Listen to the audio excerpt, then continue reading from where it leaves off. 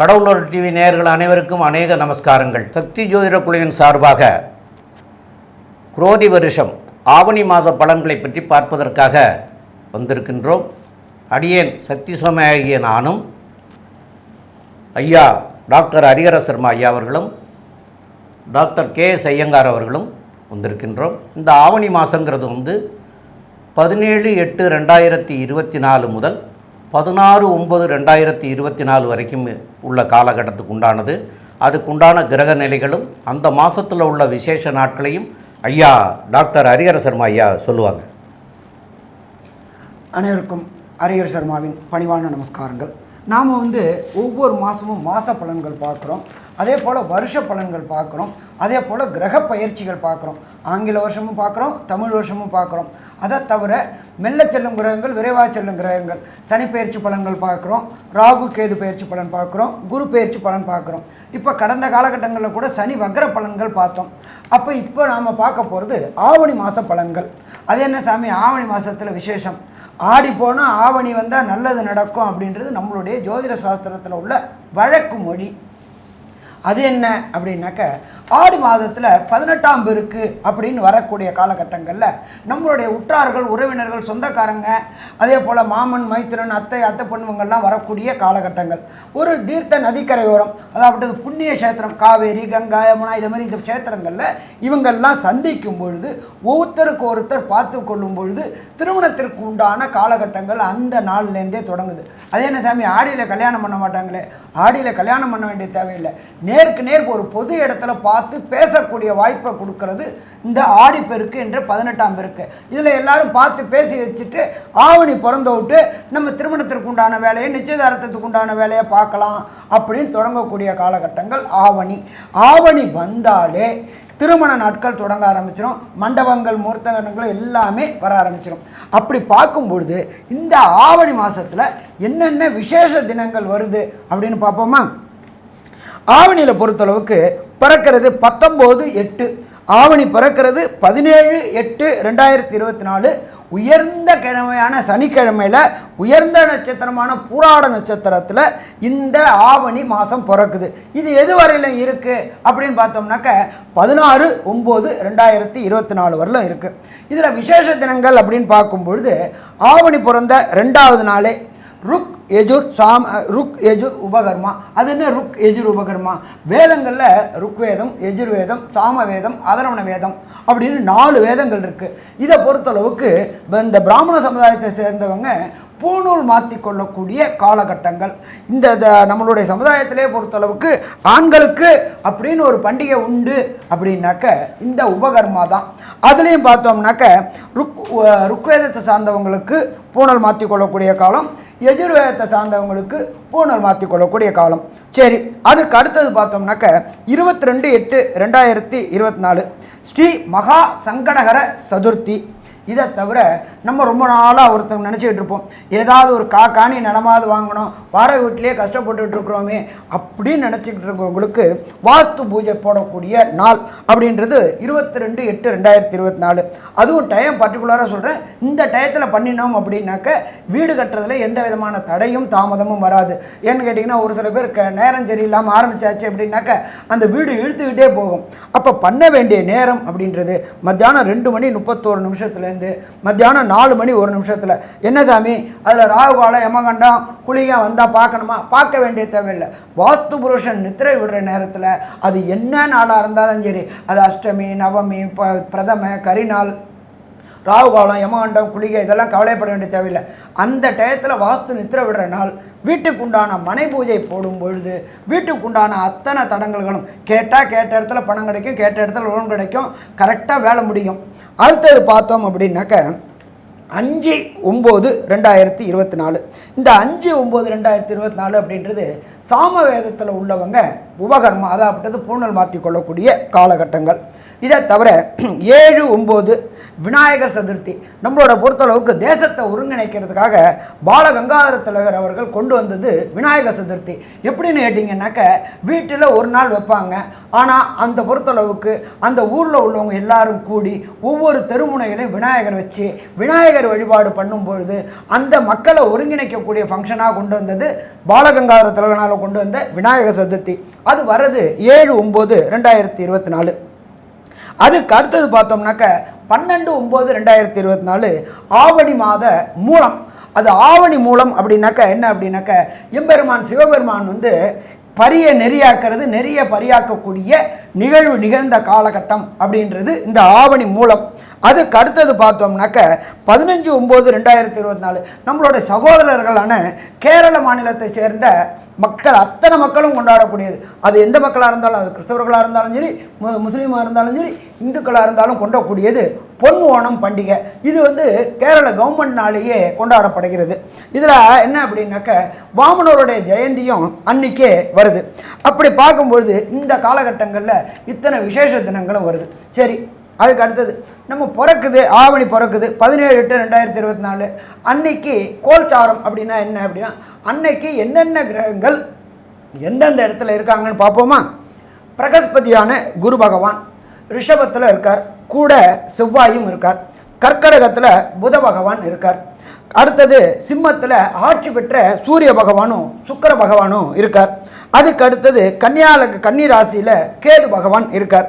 இதை தவிர கும்பத்தில் சனி பகவான் வக்ரகதியில் இருக்கார். சனி பகவான் வக்ரம் நிவர்த்தி ஆகிறது 4/11/2024. வக்ரம்னா பலம் இழக்கக்கூடிய அகது சனிக்கிழவன். அதுக்கு அடுத்தது காலபுருஷ தத்துவத்தின்படி 12வது ராசியான மீன ராசியில் எம்பெருமான் ராகு பகவான் இருக்கிறார். இந்த காலகட்டங்களில் என்ன அப்படின்னாக்க சூரியனும் சனியும் சதசப்தமாக பார்வை பார்க்கறதுனால தொழிலாளர்கிட்ட சின்ன சின்ன பிரச்சனைகள் வர வாய்ப்புகள் உண்டு. இதை பற்றி நம்ம விரிவாக ஒவ்வொரு ராசிக்கும் பலன் பார்க்கும்பொழுதும் பார்ப்போமா. துலா, சித்திரை, சுவாதி, விசாகம் இந்த 3 நட்சத்திரம் 9 பாதங்களை கொண்ட ராசி. ராசியின் அதிபதி சுக்கிர பகவான். ராசிக்கு 11ஆம் இடத்துல இருக்கிறது விசேஷம். பொதுவாகவே பார்த்தோம்னா 11ஆம் இடத்தில் ராசிநாதனோ சூரியனோ சந்திரனோ இருந்தார்களேயானால் அவர்கள் நினைத்த காரியங்கள் எல்லாமே வெற்றிகரமாக நடக்கக்கூடிய வாய்ப்புகள் நிச்சயமாக உண்டு. 11ஆம் இடத்துல ஆட்சி பெற்ற சூரிய பகவான் இருக்கிறது பெரிய ஏற்றம். 11ஆம் இடத்துல பார்த்தோம்னா ஆட்சி பெற்ற சூரிய பகவான் இருக்கிறது பெரிய ஏற்றத்தை கொடுக்கும். நினைத்த காரியங்கள் நினைத்த இடத்தில் நினைத்த மாத்திரத்தில் நடக்கக்கூடிய காலகட்டமாக இருக்கும் இந்த துளாராசிக்காரர்களுக்கு. என்ன 8ஆம் இடத்துல குரு பகவானும் செவ்வாய் பகவானும் மறைஞ்சு போயிருக்காரு சார், என்ன சார் நீங்கள் இப்படி சொல்கிறீங்களே அப்படின்னாலும் கவலைப்பட தேவையில்லை. குரு பகவான் 3/6க்கு உண்டானவர். ஒரு மறைவு ஸ்தானாதிபதி இன்னொரு மறைவு ஸ்தானத்தில் இருக்கிறது பெரிய ஏற்றம். இதனால் என்ன ஆகும் அப்படின்னா பணவரவிற்கு தடங்கள் இருக்காது. பணம் வந்துக்கிட்டே இருக்கும், ஆனால் கொஞ்சம் மென்டல் ப்ரெஷர் கொஞ்சம் இருந்துக்கிட்டே இருக்கும். ஏன்னா குரு பகவானால மென்டல் ப்ரெஷர் வரக்கூடிய வாய்ப்புகள் உண்டு. இந்த மாதம் ஆவணி மாதம் பார்த்தாலேனால் உங்களுடைய ராசிக்கு 5ஆம் இடத்துல சனி பகவான் வக்கரகதியில் இருக்கார். வக்கரகதியில் இருக்கக்கூடிய சனி பகவான் உங்களுடைய ராசிக்கு மிகப்பெரிய யோகம். ஒரு திரிகோண கேந்திரத்திற்கு அதிபதினு சொல்லக்கூடிய ஒரு சனி பகவான். இதன் மூலியமாக உங்களுக்கு ஒரு பெரிய ஏற்றத்தை தான் கொடுப்பார். சனி பகவான் என்றைக்குமே இந்த ராசிக்காரர்களுக்கும் ரிஷப ராசிக்காரர்களுக்கும், அதாவது சுக்கிரனுடைய ராசிக்காரர்களுக்கு கெடுக்கிறதே கிடையாது. 5ஆம் இடத்துல இருக்கக்கூடிய சனி பகவான் வக்கரகதியில் இருக்கிறதுனால உங்களுக்கு புதிய பதவி, புகழ், அந்தஸ்து, கௌரவம் வர்றதோடு மட்டுமல்லாமல் குழந்தை பிராப்தியும் ஏற்படுத்தி கொடுப்பார். ஏன்னா ராசிநாதனே அந்த 5ஆம் இடத்தையும் பார்க்கறதுனாலையும் சனி பகவான் ஆட்சி பெற்று போகிறதுனாலையும் நல்ல ஒரு ஏற்றம் கிடைக்கக்கூடிய காலகட்டமாக அமைய போகிறது. இந்த துலா ராசிக்காரர்கள் அதுவும் இந்த கலைத்துறையில் இருக்கிறவங்க அவங்களுக்கு பெரிய ஏற்றம். ஏன்னா கலைத்துறையில் இருக்கிறவங்க சுக்கிரனோட சம்பந்தத்தில் ரொம்ப ஏற்றத்தில் இருக்கக்கூடியவர்கள். அவர்களுக்கு 11ஆம் இடத்துல சுக்கிர பகவான் இருக்கிறதுனால சூரியனோட சம்பந்தப்பட்டு இருக்கிறதுனாலையும், அதனால் இந்த டைரக்டரு, ஆர்ட் டைரக்டர்ஸு, அதை தவிர டைரக்டர்ஸு, ஃபிலிம் ப்ரொடியூசர்ஸு இவங்களுக்கெல்லாம் திடீர் பண வரவு, திடீர் படங்கள் அமையக்கூடிய வாய்ப்புகள் நிச்சயமாக உண்டு. ஃபிலிம் ஹீரோயின்ஸுக்கு ஒரு பெரிய ஏற்றம் கிடைக்கக்கூடிய காலகட்டமாக இந்த மாதம் அமைய போகிறது. இந்த மாதத்தை பார்த்தீங்களேனால் உங்களுடைய எதிர்பாலினத்தவர்கள் மூலியமாக சிறு சிறு தொல்லைகள் வரும். மறைந்த இடத்திலிருந்து தொல்லைகள் வரக்கூடிய வாய்ப்புகள் நிச்சயமாக இருக்குது. இந்த துளாராசிக்காரர்களுக்கு சப்தமாதிபதி 8ஆம் இடத்துல மறைஞ்சு போயிருக்கிறது அந்த அளவு ஏற்றம் கிடையாது. இதன் மூலியமாக பார்ட்னர்ஷிப் வியாபாரத்தில் சற்று தொய்வு ஏற்படும், நஷ்டங்கள் வரக்கூடிய வாய்ப்புகள் உண்டு. அதனால் கொஞ்சம் ஜாகிரதையாக கண்காணிப்போடு இருக்கிறது ரொம்பவும் நல்லது. உங்களுடைய ராசிக்கு பார்த்தீங்கன்னா 6ஆம் இடத்துல ராகு பகவான் இருக்கிறதுனால எந்த ஒரு விஷயத்தையும் வீரியமாக எடுத்து எதிராளிகள் அற்ற நிலையாக கொண்டு வந்து வெற்றி பெறக்கூடிய வாய்ப்புகள் நிச்சயமாக உங்களுக்கு உண்டு. இந்த துலா ராசிக்காரர்களுக்கு பார்த்தோம்னா 9ஆம் அதிபதியே 10ஆம் இடத்துல இருக்கு, கேட்கவே வேண்டாம். அதனால் ஷேர் மார்க்கெட்டு, அதை தவிர கேம்பிளிங்கு, ட்ரேடிங்கு, இந்த மாதிரியான விஷயங்கள்லாம் இருக்கிறவங்களுக்கு நல்ல ஒரு ஏற்றம் கிடைக்கக்கூடிய காலகட்டம். அதுவும் ஷேர் மார்க்கெட்டில் ஃபண்டிங் பண்ணுறவங்களுக்கு இந்த துலா ராசிக்காரர்களுக்கு திடீர் யோகம் வரும். அது தவிர புதன் கடகராசியில் இருக்கிறதுனால காய்கறி, பழங்கள், பால் இந்த மாதிரியான விஷயங்கள் விற்கிறவங்க, துலா ராசிக்காரர்கள் பால் பதனிடும் பொருட்கள் விற்கிறவங்க, வெள்ளை நிற ஆடைகள் விற்கிறவங்க, கார்மெண்ட் ஃபேக்ட்ரி வச்சிருக்கிறவங்க, அதை தவிர எலக்ட்ரிக்கல் கம்பி வியாபாரம் பண்ணுறவங்க, இவங்களுக்கெல்லாம் பெரிய ஏற்றம் கிடைக்கக்கூடிய வாய்ப்புகள் மிகவும் அதிகமாக இருக்கும். சூரிய மின்சாரம் இந்த ஏரியாவில் யார் வேலை செய்கிறாங்களோ அவங்களுக்கு பெரிய ஏற்றம் கிடைக்கக்கூடிய காலகட்டம். அந்த வியாபாரமும் பெருத்து போகக்கூடிய வாய்ப்புகள் நிச்சயமாக உண்டு. இந்த மாதம் இந்த துளாராசிக்காரர்கள் படிக்கக்கூடிய மாணவர்களுக்கு எப்படி இருக்கும், மேல் படிப்பு எப்படி வரும்? ஏன்னா இப்போ தான் நீட் எக்ஸாம் முடிஞ்சு எல்லாருக்கும் நீட் எக்ஸாமில் இங்கே சேரணும் அங்கே சேரணும்னு எல்லாரும் 3ஆவது ரவுண்டு, 2ஆவது ரவுண்டு, 4ஆவது ரவுண்டுன்னு சொல்லிட்டு இருக்காங்க. அவர்கள் வெளிநாடு போய் இருக்கக்கூடிய வாய்ப்புகள்லாம் இருக்கா, என்ன ஏது அப்படின்றத பற்றி நம்ம ஐயா அரியர் சர்மா ஐயா கிட்ட கேட்போம். ஐயா நல்லா அற்புதமாக சொன்னீங்க. நம்மளை பொறுத்தளவுக்கு துளாராசி அப்படின்னாலே பர்ஃபெக்ஷன் ஒர்க்கில் பர்ஃபெக்ஷன் இருக்கும், அதே போல் ஒர்க்கில் ஸ்கில்டு இருக்கும், அதே போல் எண்டு வரலும் போவாங்க. இந்த மேய்ப்பொருள் மேய்ஞ்சிக்கிட்டு இருக்கிறவங்கள ஏமாற்ற மாட்டாங்க. ஏன்னு கேட்டிங்கன்னா சுக்கரன். இதை தவிர இந்த சுக்கரனை பொறுத்தளவுக்கு கலைத்துறைக்கும் அதிபதி. கலைத்துறை அப்படின்னாக்க ஒவ்வொரு ஃபீல்டுலையுமே ஸ்கில்டு இருக்கிறாங்க பார்த்தீங்களா, அதுலேயும் பார்த்தோம்னாக்க சின்னத்திரை பெரிய திரை கலைஞர்களுக்கு இந்த ஆவணி மாதம் அதிர்ஷ்ட மாதம்னு சொல்லலாம். ஏன்னா லாபாதிபதியான சூரியன் லாபஸ்தானத்திலேயே இருக்கார். அப்போ பணம் கொட்டோன்னு கொட்டக்கூடிய வாய்ப்புகள் உண்டு. அது மட்டும் இல்லாமல் உங்களுடைய ராசிநாதனும் அவர் கூடவே சேர்ந்திருக்கார். அப்போ ரொம்ப நாளாக தடைப்பட்டுக்கிட்டு இருந்த துளாராசியை சேர்ந்த அன்பர்களுக்கு வாய்ப்பே கிடைக்காம வீட்டில் முடங்கி இருந்தேன் சாமி, ஆடி மாதத்தில் புதிய படப்பிடிப்புகள் தொடங்கலை சாமி அப்படின்னு நினச்சிட்டு இருந்த அத்தனை துளாராசி அன்பர்களுக்கும் இந்த ஆவணி மாதம் அதிர்ஷ்ட மாதம்னு சொல்லலாமா, அதிர்ஷ்ட மாதம்னு சொல்லலாம்.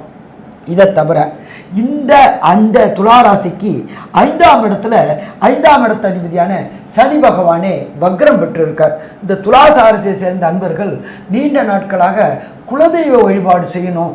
ஏன் குலதெய்வ வழிபாடு செய்யணும்? குலதெய்வம் வீட்டுக்கு வந்தால் தான் மற்ற இஷ்ட தெய்வங்கள் அத்தனை பேரும் வீட்டுக்கு வருவாங்க. குலதெய்வத்துக்கு போகும்பொழுது ஒவ்வொரு மாதமும் ஏதாவது ஒரு தடை வந்துக்கிட்டே இருக்குது அப்படின்னு நினச்சிக்கிட்டு இருந்த துளாராசி என்பவர்களுக்கு இந்த காலகட்டங்களில் குலதெய்வ வழிபாடு செய்யக்கூடிய வாய்ப்புகள் மிக மிக எளிதில் கிடைக்கும். தடையும் தாமதமும் விலகும். இதே போல் உத்தியோகம் பார்க்கக்கூடியவங்களுக்கு என்ன வேணும்? ரெகக்னைஸ் வேணும். ரெகக்னைஸ்னால் என்ன? 1 பதவி உயர்வு, 2 பணவரவு, அது எல்லாமே கிடைக்கக்கூடிய வாய்ப்புகள் இந்த காலகட்டங்களில் உண்டு. இதை தவிர ராசிக்கு 6ஆம் இடத்துல ராகு பகவான் இருக்கார். அந்த ராகு பகவானுக்கு வீடு கொடுத்தவர் குரு பகவான். அப்போ இந்த 6, 8 கிட்ட தொடர்பு வரும்பொழுது கெட்டவர் கெட்ட இடத்துல இருக்கணும், நல்லவர் நல்ல இடத்துல இருக்கணும்ன்ற டயத்தில் இந்த கோதண்ட ராகுவாக இருக்கக்கூடியவங்களுக்கு நீண்ட நாட்களாக ஒப்பந்த பணியாளர்களாக இருந்திருப்பாங்க. கான்ட்ராக்ட் பேசிஸில் இப்போ நம்மளுடைய கார்பரேஷன்லேயே டிரைவர் கண்டக்டரே கான்ட்ராக்ட் பேசிஸில் விடுறன்ற மாதிரி வந்திருக்காங்க. அவங்களுக்கும் பொறுத்தளவுக்கு இந்த காலகட்டங்களில் நிரந்தர பணி கிடைக்கக்கூடிய வாய்ப்புகள் உண்டு. வேலை இல்லை அப்படின்னு சுற்றிட்டு இருந்த துளாராசி என்பவர்களுக்கு இந்த ஆவணி மாதத்தில் கண்டிப்பாக வேலை கிடைக்கக்கூடிய வாய்ப்புகள் உண்டு. 6ஆம் இடத்துல பாவகிரகமான ராகு இருக்கும்போது முடிசூடா மன்னன்னு சொல்லலாம். தான் எடுத்த காரியங்கள் அத்தனையிலையும் ஜெயிக்கக்கூடிய வாய்ப்புகளையும் இந்த ராகு பகவான் கொடுப்பார்.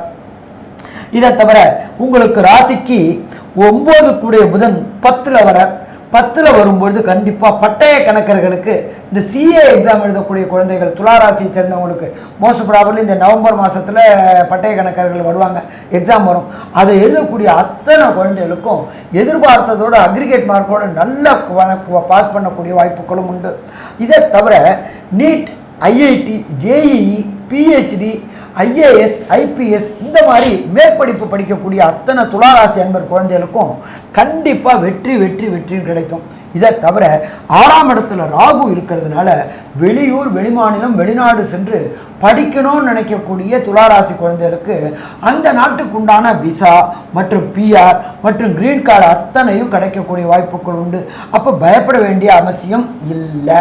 ஸோ மொத்தத்தில் பார்த்தோம் அப்படின்னா இந்த ஆவணி மாதம் துளாராசிக்காரர்களுக்கு யோகமான மாதம்னு சொல்லலாமா? யோகமான மாதம்னே சொல்லலாம். சரி, இந்த யோகமான மாதம் அப்படின்றது 31 நாள் ஆவணி மாதம். இதில் ஒரு சில நாட்கள் சுபகாரியங்கள் தவிர்க்கக்கூடிய நாட்கள், அதாகப்பட்டது சந்திராசிரம நாட்கள்னு பேர்.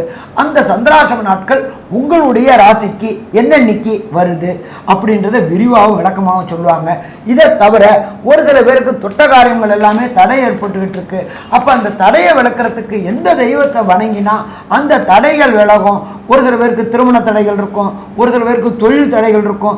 இதெல்லாம் விலகக்கூடியது எந்த காலகட்டங்கள், எந்த தெய்வத்தை பிரார்த்தனை பண்ணால், எந்த தெய்வத்தை வணங்கினா கிடைக்கும் அப்படின்றத விரிவாகவும் விளக்கமாகவும் நம்ம ஐயா சக்தி சோமையா அவங்க விளக்கமாக சொல்லுவாங்க.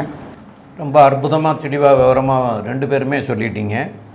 இப்போது உங்களுடைய ராசிக்கு 2ஆம் இடத்து அதிபதின்னு சொல்லக்கூடியவர் செவ்வாய், 3ஆம் இடத்து அதிபதி குரு. இவங்க 2 பேருமே 8ஆம் இடத்துல இருக்கிறாங்க. அது உங்களுக்கு உங்கள் ராசிநாதனுடைய இன்னொரு வீடு. அந்த வீட்டில் 8ஆம் இடத்துல இருந்து 7ஆம் பார்வையில் 2ஆம் இடத்தை பார்க்குற காரணத்தினாலையும் திருமணம் கூடி வராதவங்களுக்கும் இப்போ திருமணம் கூடி வர்றதுக்கு உண்டான வாய்ப்புகளும் உண்டு. அதனால் அதை பேசுகிறவங்களும் பேசி திருமணம் ஆகாமல் இருக்கிறவங்களும் அது திருமணத்துக்கு முயற்சி எடுத்திங்கன்னா இந்த காலகட்டத்தில் திருமணமும் கூடுறதுக்கு வாய்ப்பு இருக்குது. ஏன்னா குடும்பஸ்தானம் அப்படின்னு சொல்லக்கூடிய இடத்த குருவும் பார்க்கிறார், குடும்பாதிபதியான செவ்வாயும் பார்க்கிறார். அதாவது அந்த வீட்டுக்கு உடையவர் செவ்வாய் அவரே பார்க்கிறார். அதனால் இந்த காலகட்டங்களில் திருமணம் ஆகிறதுக்கும் வாய்ப்பு இருக்குது. அதனால் அதுக்கு முயற்சி எடுக்க வேண்டியவங்களும் முயற்சி எடுத்து பண்ணுறதுக்கு உண்டான வாய்ப்பும் கிடைக்கிறதுக்கு வாய்ப்புகள் மிக மிக அதிகம். இப்போது சந்திராஷ்டமம் அப்படின்னு ஐயா சொன்னாங்க. அப்போ உங்களுடைய ராசிக்கு 8ஆம் இடத்துல சந்திரன் சஞ்சரிக்கிற காலத்தை சந்திராஷ்டமம்னு சொல்கிறது. அந்த சந்திராஷ்டமம் இந்த ஆவணி மாதத்தில் உங்களுக்கு வரக்கூடிய நாட்கள் 26/8/2024 திங்கட்கிழமை, 27/8/2024 செவ்வாய்க்கிழமை, 28/8/2024 புதன்கிழமை காலையில் 8:36 வரைக்கும் இருக்குது.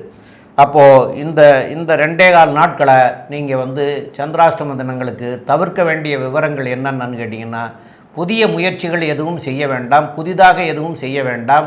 அதேமாரி ரொட்டீன் ஒர்க்கை மாத்திரம் செய்தால் போகும். அது மாதிரி வெளிநாடு வெளியூர் பயணங்கள் செய்ய வேண்டாம். எதிரியோடு பேசுகிற போது கொஞ்சம் கவனமாக பேசுகிறது நல்லது. ஏன்னு கேட்டால் நீங்கள் சொல்கிற வார்த்தையவே அவங்க வேறு விதமாக புரிஞ்சுக்கிட்டு அதை தப்பான அர்த்தம் பண்ணிக்கிட்டு பேசுவாங்க. அதனால் இதையெல்லாம் தவிர்க்கிறது மிக மிக நல்லது.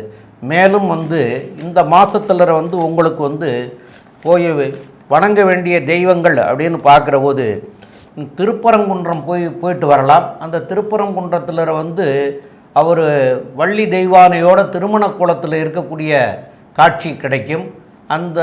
அந்த காட்சியை நீங்கள் பார்த்துட்டு வரும்போது திருமணம் தடையாக இருக்கிறவங்களுக்கெல்லாம் தடைகள் விலகி திருமணம் ஆகிறதுக்கு உண்டான வாய்ப்புகளும் கிடைக்கும். மேலும் உள்ள விவரங்களை பற்றி நம்முடைய கே.எஸ். ஐயங்கார் சொல்லுவாங்க. ஐயா அற்புதமாக சொன்னீங்க. துலா ராசிக்காரர்களுக்கு மிகவும் ஏற்றமான காலம். எப்படின்னா ராசிநாதனே 11ஆம் இடத்துல இருக்கிறதும் 11ஆம் அதிபதியான சூரிய பகவானும் ஆட்சி பெற்று இருக்கிறதும் பெரிய விசேஷம். நினைத்த விஷயங்களை நிச்சயமாக அடையக்கூடிய காலகட்டமாக அமைய போகிறது. 6ஆம் அதிபதி 8ஆம் இடத்துல மறைஞ்சிருக்கிறது பெரிய விசேஷம். எதனால் பார்த்தலையானால் உங்களுக்கு வேலையில் பெரிய ப்ரெஷர் இருந்தாலும் அதில் வெற்றி வரக்கூடிய வாய்ப்புகள் நிச்சயமாக உண்டு. உங்களுடைய ராசிக்கு 5ஆம் இடத்துல சனி பகவான் ஆட்சி பெற்றிருக்கிறதுனாலையும் ராசிநாதனான சுக்கிரனே பார்வையிடுறதுனாலையும் கண்டிப்பாக குழந்தை பிராப்தி இவ்வளவு நாள் இல்லாதவர்களுக்கு குழந்தை பிராப்தி உண்டு. குடும்பத்தில் நல்ல ஒரு ஏற்றம் இருக்கும். இருந்தாலும் பேச்சில் மட்டும் கொஞ்சம் கவனமாக இருக்கிறது நல்லது. ஏன்னா 2ஆம் இடத்தை செவ்வாய் பார்க்கறதுனால கடுமையான சொற்கள் வரக்கூடிய வாய்ப்புகள் நிச்சயமாக உண்டு. 12ஆம் இடத்தில் இருக்கக்கூடிய கேது பகவான் குருவின் பார்வையில் இருக்கிறதுனால உங்களுடைய சொந்த ஊரில் இருக்கக்கூடிய, அதாவது உங்களுடைய மூதாதையர்கள் வழிபட்ட கோவில்கள், உங்களுடைய மூதாதையர்கள் வழிபட்ட கோவில்களாக இருந்தாலும் சித்தர்கள் பீடம், அதை தவிர முனிவர்கள், அதை தவிர மடாதிபதிகள் போய் சேவிச்சுட்டு வரக்கூடிய வாய்ப்புகள் நிச்சயமாக உண்டு. ராசிக்கு 6ஆம் இடத்துல இருக்கக்கூடிய ராகு பகவான் மூலியமாக பார்த்தோம்னா எல்லா விதமான வெற்றியும் இருக்கும். அதாவது எதிர்த்த மாதிரி எந்த ஒரு ஆளும் இல்லாத அளவுக்கு வெற்றி பெறக்கூடிய வாய்ப்புகள் நிச்சயமாக இருக்கும். யார் போட்டிக்கு வந்தாலும் நீங்கள் வெற்றி பெறக்கூடிய வாய்ப்புகள் மிகவும் அதிகம். மொத்தத்தில் பார்த்தீங்களேனால் இந்த மாதமான ஆவணி மாதம் குரோதி வருஷம் துலா ராசிக்காரர்களுக்கு ஏற்றமான மாதமாக இருக்கும். பணவரவிற்கு பஞ்சம் இருக்காது.